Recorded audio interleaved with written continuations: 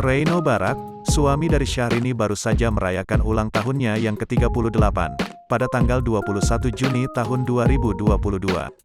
Dalam perayaan ulang tahunnya kali ini terbilang istimewa lantaran mendapat berbagai kejutan dari sang istri. Terlebih, Syahrini memberikan ucapan ulang tahun dengan menggunakan bahasa Jepang. Sontak, momen Syahrini memberi ucapan selamat ulang tahun kepada suami dengan bahasa Jepang itu berhasil menarik perhatian.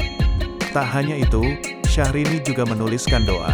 Ia berharap agar Reino selalu dalam lindungan Allah SWT dalam setiap langkah hidupnya. Syahrini juga berharap agar Yang Maha Kuasa memuliakan dan menyayangi Reino serta mengabulkan keinginan-keinginannya.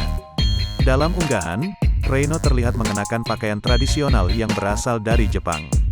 Pada caption, perempuan berusia 41 tahun ini menuliskan ucapan selamat ulang tahun dengan bahasa Jepang.